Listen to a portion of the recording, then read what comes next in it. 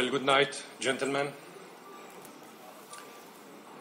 We are really amazed at seeing the 4 European co-sponsors of the draft resolution that has just failed in the Security Council falling in love with the Syrian people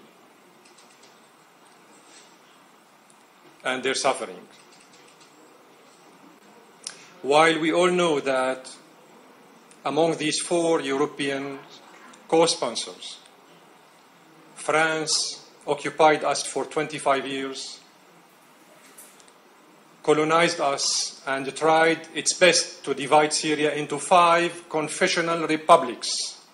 This is what they called it at that time, in the 20s. Then we put an end to this French colonization of my country by force. England preceded France in its conspiration when it deceived the Arabs in 1916 by promising them to have an independent Arab state, provided that they join the British and the French in their attempt to oust the Ottoman Empire from the area.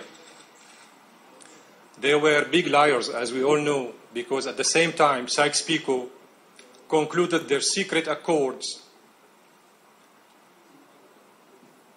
in order to colonize the whole area and to divide it into French colonialism and British colonialism. Simultaneously, they promised their Jews victims in Europe to have a homeland in Palestine. And here Germany comes, the third musketeer.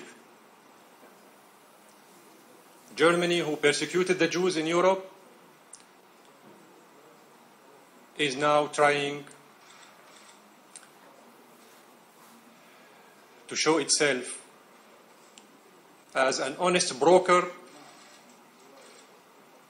of a very deceiving and cheating draft resolution on Syria.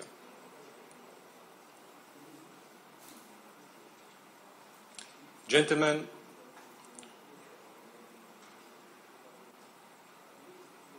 the 4 European co-sponsors failed because they were wrong in their approach as well as in their political philosophy. And they were misreading the map and misleading the international community. They forgot the suffering of the Syrian people for decades. Now they moved hastily and quickly to help the Syrian people. Where were they when we hosted 2 million Iraqi refugees who ran away from Iraq because of the invasion by USA and Britain of this country? They didn't think about our suffering at that time, and they didn't help us, neither financially nor politically. Where were they when 500,000 Palestinian refugees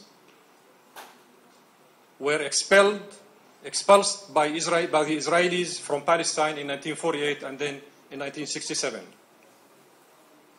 Where are they from stopping the Israeli occupation of the Arab land?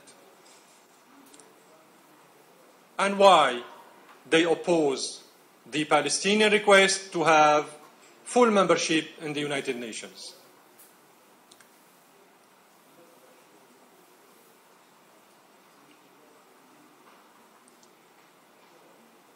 We were expecting these European countries to discourage the radical elements in the Syrian opposition from not joining the national dialogue. But indeed, and actually, as a matter of fact, they did exactly the opposite. They encouraged the Syrian radical elements in the external opposition not to join the national inclusive and comprehensive dialogue. Then, here, the question is whether everything is related to really reforming Syria or destroying Syria. The answer is very simple. These countries have hidden agendas to destroy Syria, to destroy the whole area, to build a new geopolitical sphere that will serve giving Israel the upper hand over the destiny of the area. And this is what they call, very politely, the Greater Middle East, which is an Israeli idea that was put at the table for the first time by Shimon Peres. And when he failed, it was taken over by George Bush, the son. And then it failed again. And now they are trying to do it through what they call the Arab Spring. Should the Arab Spring be a success through blood? Why can't we have a real Arab Spring without bloodshed? Why cannot these 4 European countries encourage the involvement of everybody in Syria in the process of reforms and in this national, inclusive, comprehensive dialogue? But the answer is, once again, this is not their main concern.